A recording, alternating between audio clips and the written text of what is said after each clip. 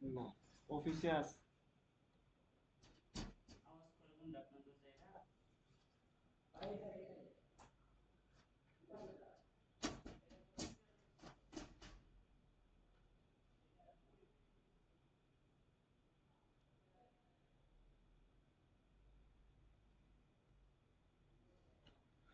আসসালামু আলাইকুম। শুনতে পাচ্ছেন আমাকে?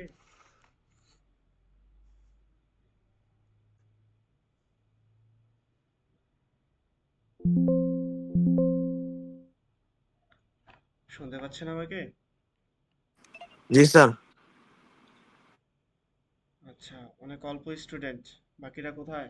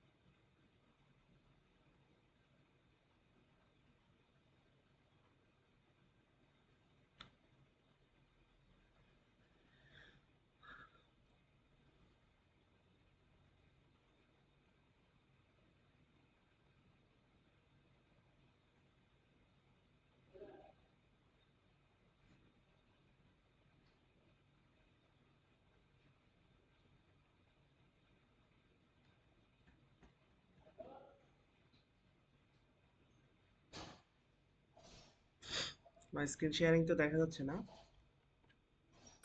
জি স্যার। আচ্ছা, আজকে আমরা যে টপিক নিয়ে আলোচনা করব সেটা হচ্ছে ট্রানজিস্টরের বায়াসিং নিয়ে। এখন বায়াসিং কেন প্রয়োজন বা হচ্ছে বায়াসিং জিনিসটা কি সেটা হচ্ছে আমরা বুঝবো। ট্রানজিস্টরে দেখেন আমরা যখন হচ্ছে ইনপুট সেকশনে যখন হচ্ছে আমরা কোনো একটা সিগন্যাল হচ্ছে অ্যাপ্লাই করতাম, তখন আউটপুট থেকে হচ্ছে সেই সিগন্যালটা এমপ্লিফাই হয়েছে সেটা দেখতাম। এখন আউটপুটের যেই সিগন্যালটা হচ্ছে পাবো সেটা যদি হচ্ছে পুরোপুরি এমপ্লিফাইড না হয়, বা হচ্ছে সিগন্যাল যেটা আমরা ইনপুটে দিচ্ছি সেই সিগন্যালের শেপটা যদি হচ্ছে চেঞ্জ করে ফেলে, তাহলে সেটা হচ্ছে আমাদের ডিজায়ার্ড হলো না। তো আমাদের ডিজায়ার যে বিষয়টা সেটা হচ্ছে আমরা আউটপুটে যেন হচ্ছে আমাদের যে সিগন্যালটা আমরা ইনপুটে দিব আউটপুটে যেন সেম টাইপের সিগন্যালই হচ্ছে পাই, এবং হচ্ছে মোটামুটি 100%ই যেন হচ্ছে এমপ্লিফিকেশন করতে পারি, কোনো সিগন্যাল যেন এখান থেকে কাট অফ না হয়ে যায় বা লস যেন না হয়ে যায়। ঠিক আছে, তো সেটার জন্যই হচ্ছে মূলত হচ্ছে আমাদের বায়াসিং দরকার হয়। তো এখন ফেইথফুল এমপ্লিফিকেশন একটা টার্ম আছে, যে যদি হচ্ছে আমরা কোনো একটা সিগন্যালকে ইনপুটে দেই এবং সেই সিগন্যালটা যদি হচ্ছে কোনো ধরনের তার শেপকে চেঞ্জ না করে ফেলে এবং আউটপুট থেকে সেটা হচ্ছে আমরা নিতে পারি, তখন হচ্ছে এই সিস্টেমটাকে তখন হচ্ছে আমরা ফেইথফুল এমপ্লিফিকেশন বলবো। ঠিক আছে, তো এই ফেইথফুল এমপ্লিফিকেশন করার জন্যই মূলত বায়াসিং সার্কিট। আর এই বায়াসিং সার্কিটটা মূলত হয় যখন হচ্ছে আমরা ইনপুট সেকশনে সিগন্যালটা দিব, সেখানে যেন হচ্ছে অলওয়েজ বেজ ইমিটারের মধ্যে আমাদের সবসময় ফরওয়ার্ড বায়াসে থাকতে হয়। আর যদি হচ্ছে আমরা আউটপুটে যাই, সেটা হচ্ছে কালেক্টর বেস যে যে পিএন জাংশনটা থাকবে, সেখানে যেন হচ্ছে অলওয়েজ রিভার্স বায়াস থাকে। তো এই দুইটা কন্ডিশন যদি হচ্ছে আমরা ফলো করি, তাহলে দেখতে পাবো যে হচ্ছে আমরা আউটপুটে সবসময় হচ্ছে আমাদের সিগন্যালের শেপটা একুরেট পাচ্ছি। ঠিক আছে, এই সার্কিটটা যদি হচ্ছে আপনারা খেয়াল করেন,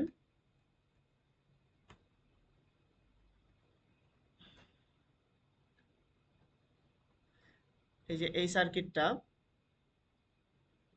এখানে দেখেন যে ইনপুটের সার্কিট হচ্ছে এটা আর আউটপুট হচ্ছে আমাদের এটা।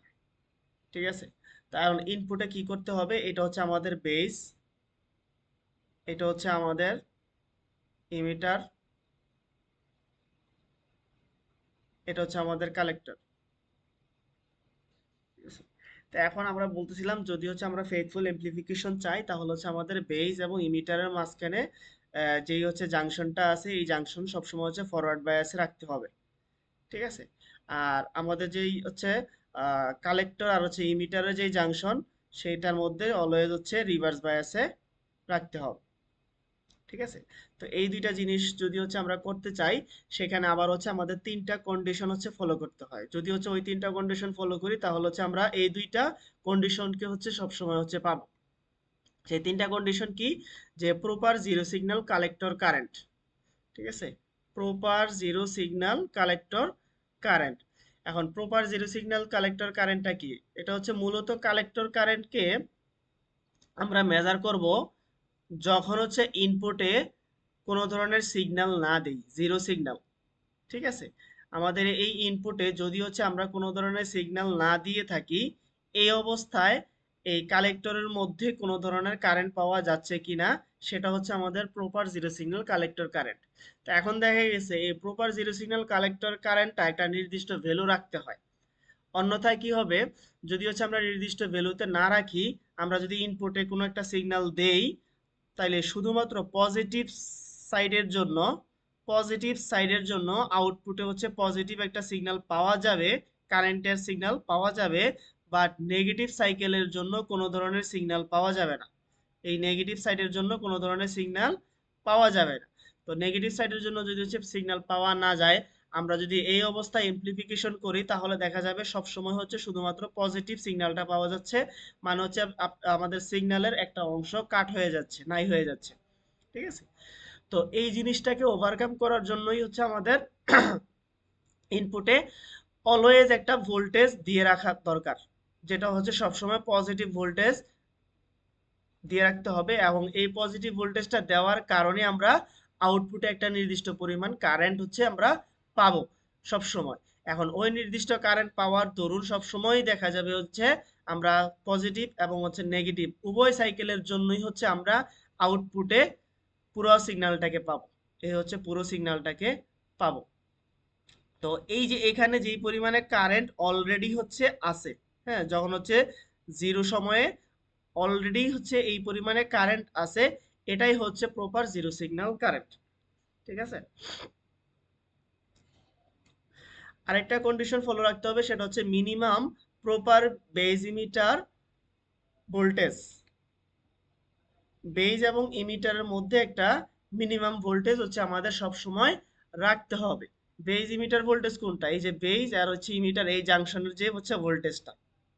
এখন আমরা জানি একটা ট্রানজিস্টরের মধ্যে বেজ এবং ইমিটার যেখানে থাকে, সেখানে হচ্ছে আমরা একটা ডায়োড কল্পনা করতে পারি, যে হচ্ছে এটা একটা পিএন জাংশনের মতো কাজ করে। এখন এই পিএন জাংশনের ক্ষেত্রে যদি হচ্ছে আমরা ফরওয়ার্ড বায়াসে সবসময় রাখতেই চাই, ফরওয়ার্ড বায়াসের ক্ষেত্রে কি হয়, যদি হচ্ছে এটা সিলিকন ডাইঅক্সাইডের হয়ে থাকে, এখানে 0.7 ভোল্ট পরিমাণ হচ্ছে একটা ড্রপ হবে। 0.7 ভোল্ট পরিমাণ পার হওয়ার পরে হচ্ছে সে লিনিয়ারলি হচ্ছে কারেন্ট ফ্লো করবে, তাই না? আবার হচ্ছে এটা যদি জার্মেনিয়াম হয়ে থাকে, তখন হচ্ছে 0.3 অথবা 0.5 ভোল্ট পরিমাণ হচ্ছে ড্রপ করবে। তো এই যে 0.7 ভোল্ট পরিমাণ ড্রপ, এই মিনিমাম ভোল্টেজটা হচ্ছে তাকে সবসময় দিয়ে রাখতে হবে, অন্যথায় আমাদের ফেথফুল এমপ্লিফিকেশনটা হবে না। ঠিক আছে। তার মানে হচ্ছে আমাদের এই বেজ ইমিটারের মধ্যে সবসময় হচ্ছে, যদি সিলিকন হয়ে থাকে 0.7 ভোল্ট, যদি জার্মেনিয়াম হয়ে থাকে 0.5 ভোল্ট দিতে হবে। এটা তো ফিক্সড নাকি স্যার? হ্যাঁ, এটা ফিক্সড, এটা হচ্ছে মিনিমাম দিতে হবে আমাকে। আমি চাইলে আর বেশি দিতে পারি, তবে আমাকে মিনিমাম এই ভোল্টেজটা রাখতে হবে। এই ভোল্টেজটা না রাখলে হচ্ছে আমাদের সার্কিট প্রপারলি কাজ করবে না, এমপ্লিফিকেশনটা প্রপারলি হবে না। জি এই স্যার। যে জার্মেনিয়ামের জন্য 0.5, আর সিলিকনের জন্য হচ্ছে 0.7 ভোল্ট। ঠিক আছে। এই হচ্ছে সেকেন্ড কন্ডিশন। এবার আছে থার্ড কন্ডিশনে বলতেছে minimum proper collector emitter voltage. ঠিক আছে, এখানেও সেম কথা, কালেক্টর ইমিটারের যে ভোল্টেজটা সেটা মিনিমাম রাখতে হবে। কালেক্টর ইমিটার ভোল্টেজ হচ্ছে আমাদের এইখানে,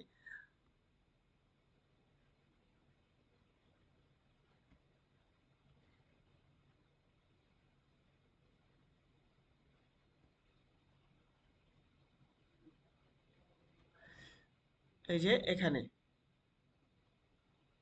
ঠিক আছে, এই জাংশন। এখন কালেক্টর আর ইমিটারের মধ্যে সবসময় হচ্ছে আমরা রিভার্স বায়াসে রাখতে বলি না?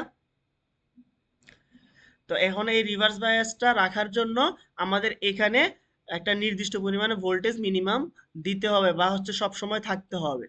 এটা সিলিকনের জন্য হচ্ছে 1 ভোল্ট পরিমাণ, আবার জার্মেনিয়ামের জন্য হচ্ছে 0.5 ভোল্ট পরিমাণ। ঠিক আছে।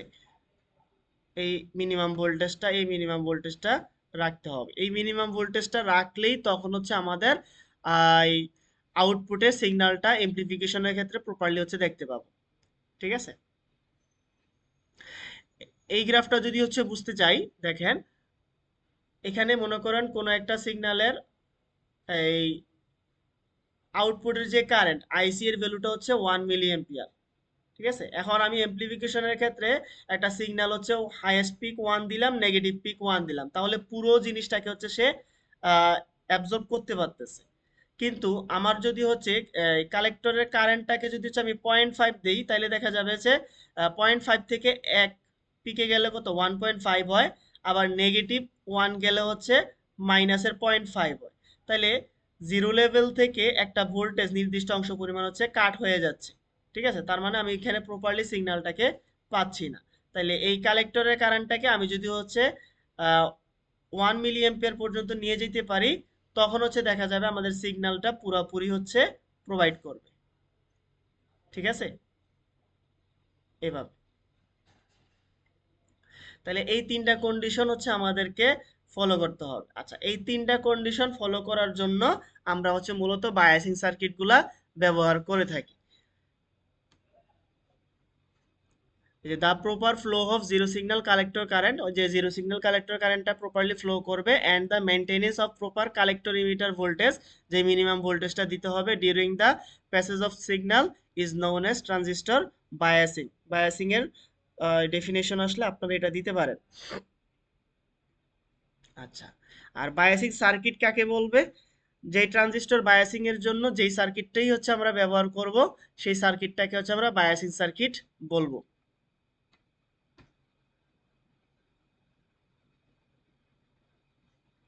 আচ্ছা, এখানে দেখেন example an NPN silicon transistor. শুরুতেই হচ্ছে আমাদেরকে সিলিকনের কথা বলে দিছে। এখন সিলিকন ট্রানজিস্টরের জন্য হচ্ছে আমাদের ফরওয়ার্ড বায়াস ভোল্টেজটা কত দেওয়া লাগে?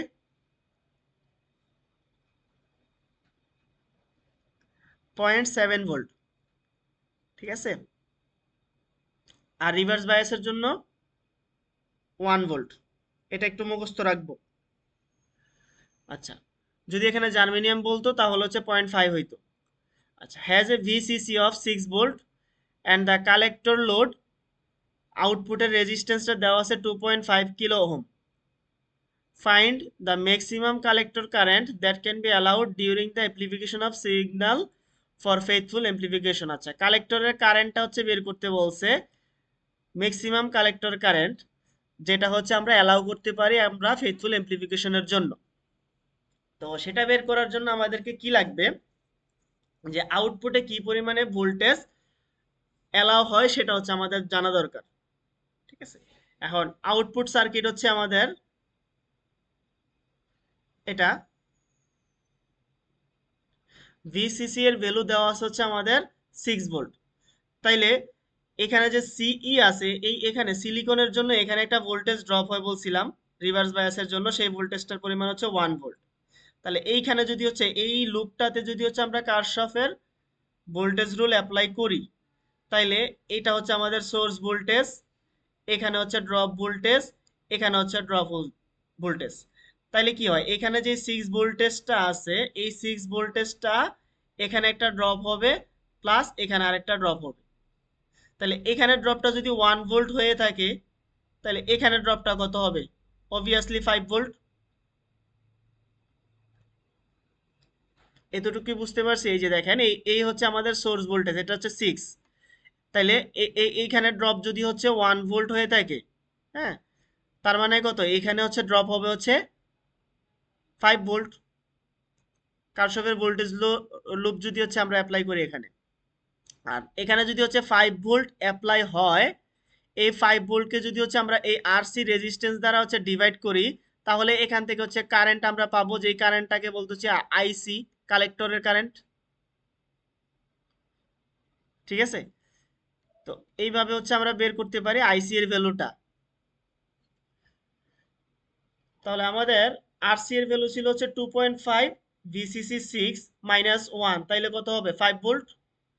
এই 5 ভোল্ট ডিভাইডেড বাই আরসি চলে আসতেছে হচ্ছে আমাদের 2 মিলি এম্পিয়ার। এই 2 মিলি এম্পিয়ারটা হচ্ছে আমাদের কালেক্টরের কারেন্ট, যে হচ্ছে হাইয়েস্ট এই পরিমাণ ভোল্টেজের জন্য, হাইয়েস্ট 5 ভোল্টের জন্য আমরা highest 2 milliampere current measure করতে পারবো। এখন 2 মিলি এম্পিয়ার কারেন্ট মেজার করার জন্য মনে করলাম এই এই জায়গাতে হচ্ছে আমাদের 2 মিলি এম্পিয়ার কারেন্ট, ঠিক আছে। এখন আমাদের যেই সিগন্যালটা আছে, সিগন্যাল যদি মনে করেন এমন হয় যে হচ্ছে 0 থেকে স্টার্ট হয়েছে, তাহলে 0 থেকে 2 তে যাবে, 0 তে চলে আসবে, নেগেটিভ পোর্শন যতটুকু আছে অতটুকু তো হচ্ছে ক্রস হয়ে যাবে, বাদ। তাহলে আমাদের দেখা যাচ্ছে এমপ্লিফিকেশনে একটা সমস্যা হচ্ছে, একটা নির্দিষ্ট অংশ হচ্ছে কাটা যাচ্ছে। তাহলে আমাদেরকে কি করতে হবে, এমপ্লিফিকেশনটা এমন ভাবে করতে হবে যেন আমাদের কালেক্টরের মধ্যে অলরেডি একটা পরিমাণে কারেন্ট থাকে।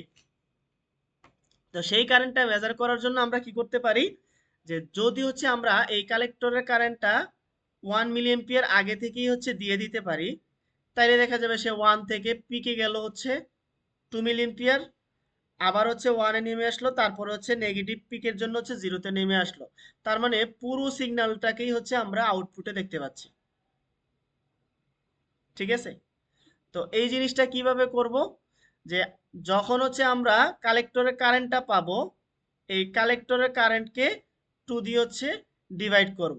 ডিভাইড করে দিলে যেই ভ্যালুটা পাবো সেই ভ্যালুটাকেই হচ্ছে আমরা বলবো হচ্ছে minimum zero signal collector current. মানে এই পরিমাণ কারেন্ট আমাকে সিগন্যালে রাখতেই হবে, তাইলে হচ্ছে আমরা প্রপার ফেইথফুল অ্যাপ্লিকেশনটা করতে পারবো। যদি আমাদের এই ভ্যালুটা মনে করলেন যে হচ্ছে আমাদের 5 মিলি এম্পিয়ার আসছে, 5 মিলি এম্পিয়ার, তার মানে হচ্ছে সে হাইয়েস্ট 5 মিলি এম্পিয়ার পর্যন্ত হচ্ছে দিতে পারে কারেন্ট, হ্যাঁ, ম্যাক্সিমাম কারেন্ট অ্যালাউ করতে পারে। তাহলে এই ম্যাক্সিমাম কারেন্ট যদি অ্যালাউ করতে পারে তাহলে তাকে ফেইথফুল এমপ্লিফিকেশনের জন্য কি করতে হবে? 2 দিয়ে ভাগ করব। যে প্রপার জিরো সিগন্যাল কারেন্টটা হবে কত? 2 দিয়ে ভাগ করলে 2.5 2.5 মিলি এম্পিয়ার।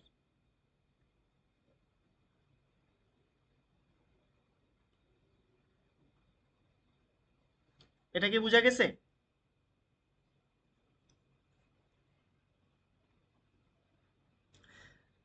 জিরো সিগন্যাল কারেন্টের কথাটা বুঝতে পারছি আমরা?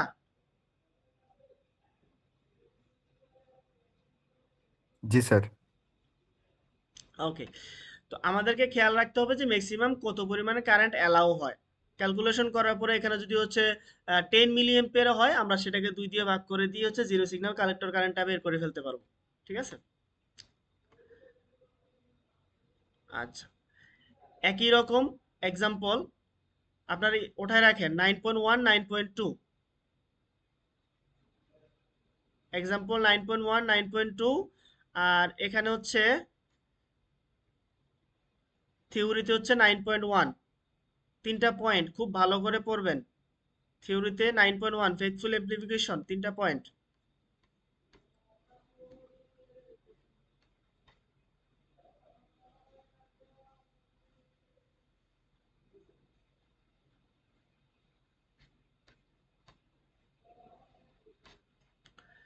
আচ্ছা, স্টেবিলাইজেশন লাগবে না, স্টেবিলিটি ফ্যাক্টর লাগবে না। আচ্ছা, এবার আসি মেথডস অফ ট্রানজিস্টর বায়াসিং।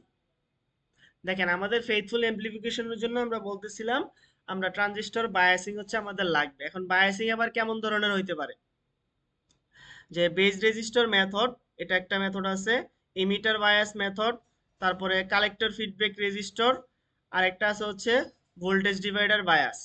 এই চারটা বায়াসিং এর মধ্যে আমরা হচ্ছে বেজ রেজিস্টর মেথডটা পড়বো, আর হচ্ছে ভোল্টেজ ডিভাইডার বায়াস যেটা, এই মেথডটা পড়বো। ঠিক আছে? আজকে পড়বো হচ্ছে আমরা বেজ রেজিস্টর মেথড। যে মূলত সবকিছুর মূল টার্গেটটাই হচ্ছে আমাদের এই ইনপুটে, এই ইনপুটে বেজ ইমিটারের মধ্যে যেন সবসময় হচ্ছে আমাদের ফরওয়ার্ড বায়াস থাকে। ঠিক আছে? ফরওয়ার্ড বায়াস মানে কি? বেজের মধ্যে হচ্ছে পজিটিভ, আর ইমিটারের মধ্যে হচ্ছে যেন নেগেটিভ সিগন্যালটা সব সময় থাকে। এইটা হচ্ছে মূলত আমাদের টার্গেট। তো এই টার্গেটটা ফলো করার জন্য একটা মেথড আছে, সেটা হচ্ছে আমরা বেজের সাথে যদি হচ্ছে একটা রেজিস্টর অ্যাড করি, এই যে বেজের সাথে, এই বেজের সাথে যদি হচ্ছে আমরা একটা রেজিস্টর অ্যাড করি, তখন এটার নাম হয়ে যাবে হচ্ছে বেজ রেজিস্টর মেথড। ঠিক আছে? তো এই রেজিস্টরটা এমনভাবে অ্যাপ্লাই করা হয় যেন আমাদের এই বেজ ইমিটার জাংশনটার মধ্যে সবসময় ফরওয়ার্ড বায়াস থাকে।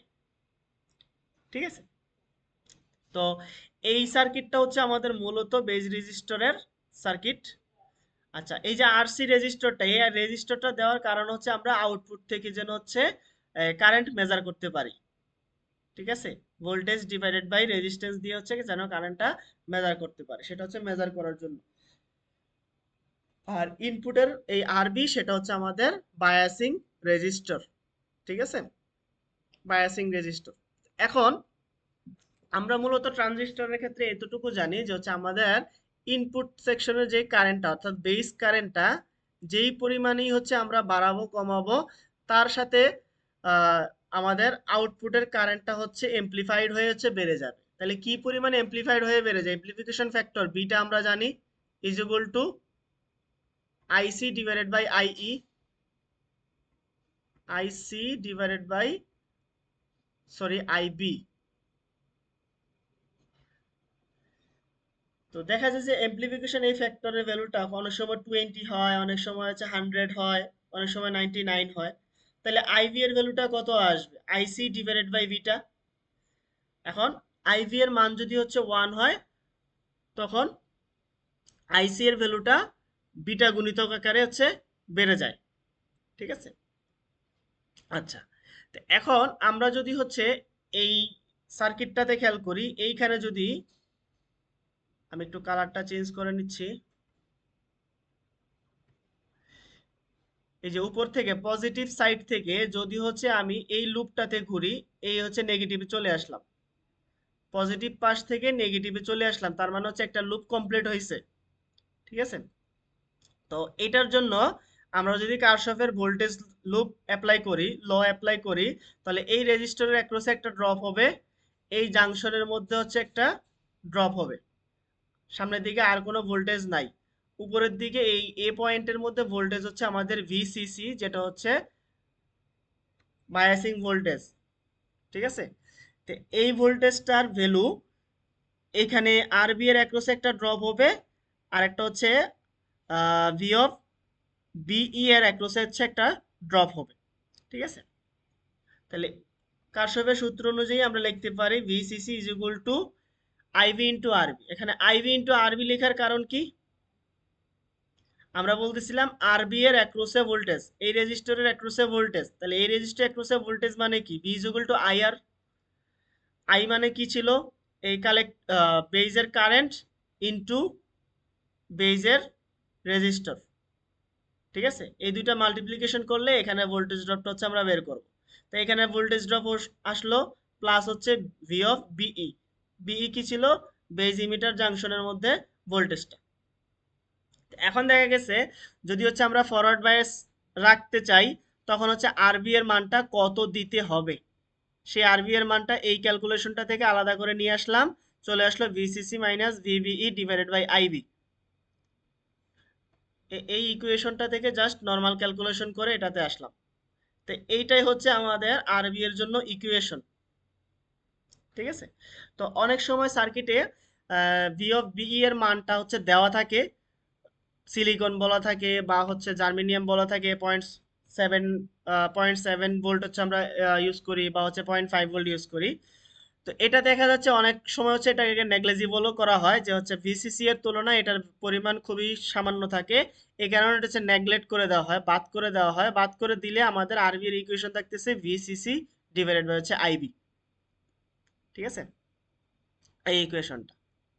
তো যদি কোশ্চেন হচ্ছে আমাদের সিলিকন স্পষ্ট বলা থাকে, তখন হচ্ছে আমরা ইউজ করব। যদি ট্রানজিস্টরটা কিসের তৈরি কোনো কিছু বলা না থাকে, তাহলে হচ্ছে আমরা এই ইকুয়েশনটা ইউজ করব। ঠিক আছে,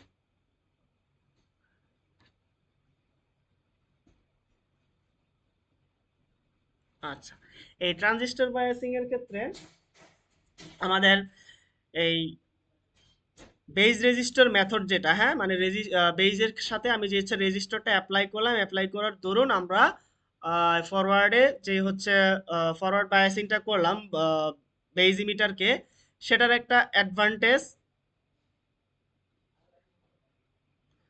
প্লাস হচ্ছে ডিসঅ্যাডভান্টেজ, দুইটা জিনিসই আছে। এখন দেখা গেছে অ্যাডভান্টেজের তুলনায় ডিসঅ্যাডভান্টেজ গুলো হচ্ছে বেশি প্রায়োরিটি দিয়ে কল্পনা করা হয়, যার কারণে হচ্ছে এই মেথডটা খুব বেশি হচ্ছে ইউজ করা হয় না। আমাদের যে ভোল্টেজ ডিভাইডার মেথড আছে, মানে হচ্ছে আমরা সেকেন্ড যে আরেকটা মেথড পড়বো, এই যে 4 নম্বর মেথডটা, এই মেথডটা হচ্ছে বেশি প্রপারলি ইউজ করা হয়। ঠিক আছে, আচ্ছা, তো এই অ্যাডভান্টেজ ডিসঅ্যাডভান্টেজ হচ্ছে আপনারা একটু পড়ে নেবেন, আর এখান থেকে 9.3 আপনারা একটু নোট ডাউন করেন। 9.3 এক্সাম্পল, 9.3,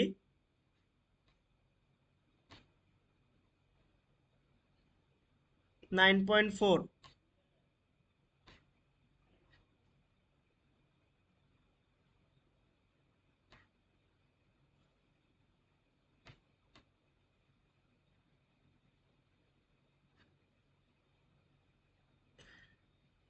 9.5।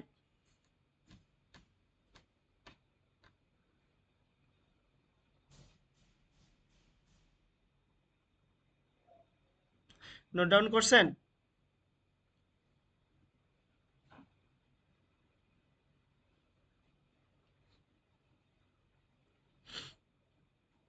আপনারা কি ক্লাসে আছেন?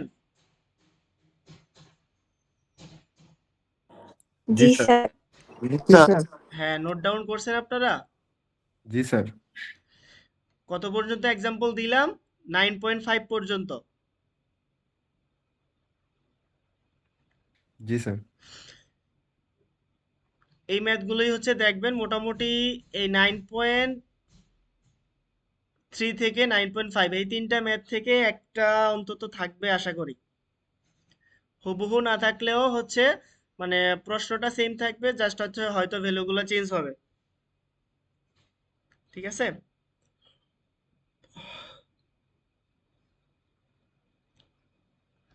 আচ্ছা, আজকের টপিক হচ্ছে আমাদের এই পর্যন্তই।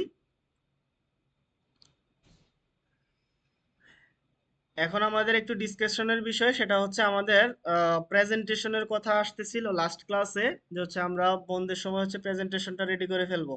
আপনারা কি তৈরি প্রেজেন্টেশন দেওয়ার জন্য সামনের উইকে যদি নেই?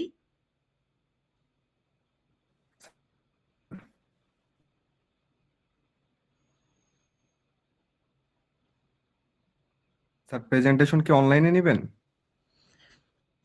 প্রেজেন্টেশনটা এখন হচ্ছে অনলাইনে নেওয়া লাগতেছে, না হয় হচ্ছে আমাদের ক্লাস ওইরকম ভাবে পাচ্ছি না। কারণ হচ্ছে আপনাদের এপ্রিলের কত তারিখ যেন পরীক্ষা হবে ফাইনাল?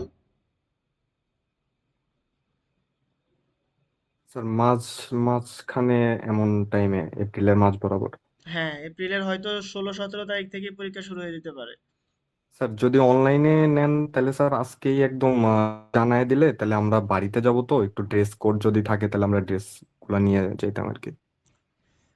ড্রেস কোড খুব ম্যান্ডেটরি না, জাস্ট হচ্ছে আপনি, তবে ভিডিও অন করা থাকবে, আপনি প্রপার একটা ড্রেস আপ ফলো করবেন, মানে যতটুক না করলেই নয় আর কি। ঠিক আছে?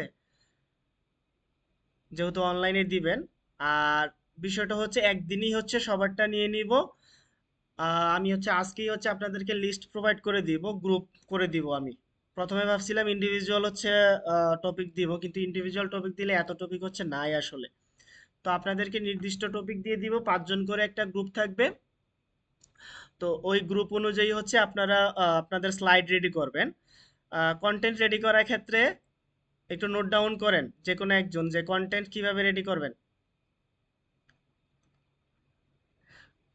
কন্টেন্ট রেডি করবেন হচ্ছে প্রতি গ্রুপে 10 পেজ থেকে হচ্ছে 14 পেজ,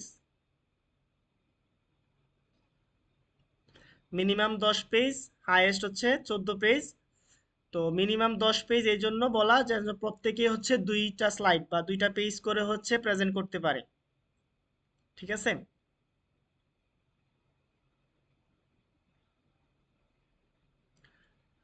আর গ্রুপের লিস্ট হবে হচ্ছে আমাদের যে অ্যাটেন্ডেন্স লিস্ট আছে সেখান থেকে, উপর থেকে একদম লাস্ট পর্যন্ত 5 জন 5 জন করে গ্রুপ হবে। আর গ্রুপের স্যার মধ্যে দেখা যাবে। অ্যাটেন্ডেন্স জি স্যার। অ্যাটেন্ডেন্স ফিটা তো স্যার মেবি গ্রুপে কি দেওয়া আছে স্যার? গ্রুপে দেওয়া আছে কিনা আমি জানি না, আমি আজকে আবার দিয়ে দিব। মানে জি স্যার। লিস্ট অনুযায়ী হচ্ছে আপনাদেরকে কার কোন টপিক পড়তেছে সেটা দিয়ে দিব আর কি। জি স্যার। আচ্ছা, গেল এটা। তারপর হচ্ছে আহ কি যেন বলতেছিলাম। ও হ্যাঁ, প্রেজেন্টেশন দেওয়ার ক্ষেত্রে যদি হচ্ছে আপনাদের টপিক দেখা যাবে দুইটা গ্রুপের সেম টপিক পড়ে গেছে, ঠিক আছে, আমি টোটাল দুইটা দুইটা করেই গ্রুপ সেম সেম রাখছি টপিক, তবে টপিক সেম থাকলেও আপনাদের স্লাইড সেম হবে না। ঠিক আছে?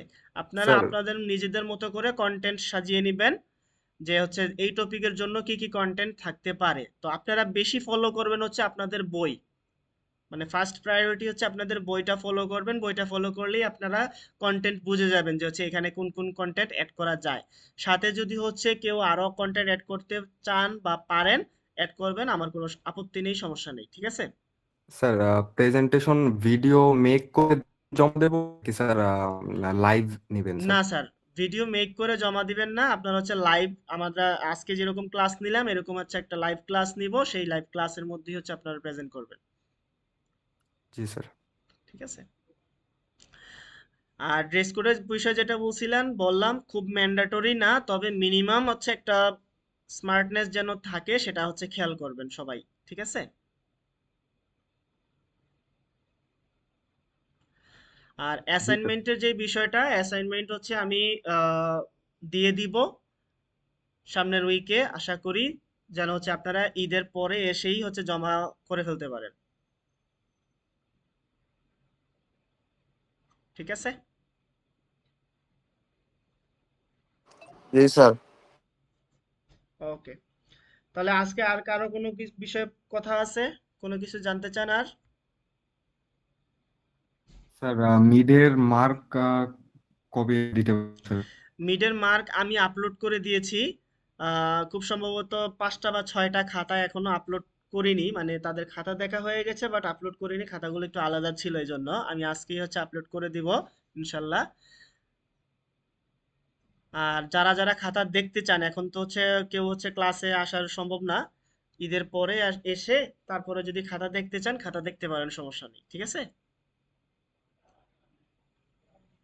স্যার ক্লাস কি আজকে রেকর্ড হয়েছে? জি, আজকের ক্লাসটা আমি রেকর্ড করেছি। আপনারা কেউ করেছেন? স্যার আমার ফুল রেকর্ড নাই স্যার, মাঝখান থেকে রেকর্ড করা স্যার। আচ্ছা ঠিক আছে, তাহলে হচ্ছে আমি রেকর্ডিংটা দিয়ে দেব।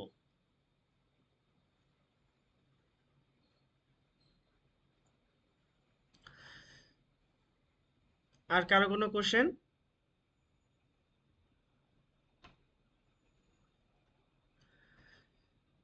স্যার মিডের মার্ক তো স্যার আমার টায়ার্ড মানে। হ্যাঁ, কয়েকজনেরটা অ্যাড হয়নি এখনো, আজকেই অ্যাড হয়ে যাবে ইনশাল্লাহ। আচ্ছা ঠিক আছে স্যার। স্যার অ্যাটেন্ডেন্স নেবেন না? জি স্যার, কারো কোনো কোশ্চেন না থাকলে আপনারা চ্যাট বক্সে আপনাদের আইডি গুলো দিয়ে লিভ নিতে পারেন।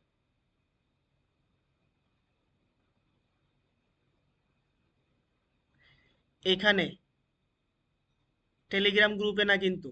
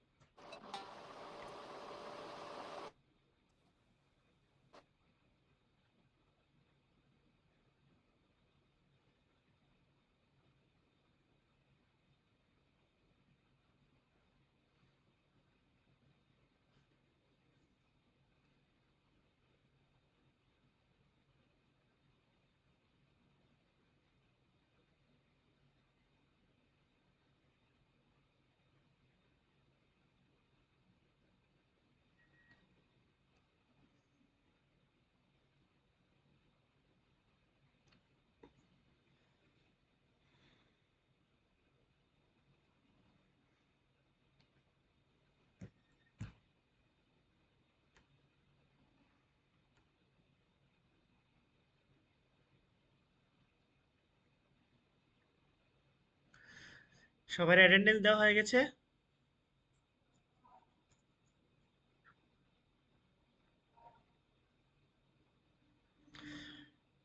ঠিক আছে, আজকে তাহলে আমরা এখানেই শেষ করি। আল্লাহ হাফেজ, ভালো থাকেন সবাই।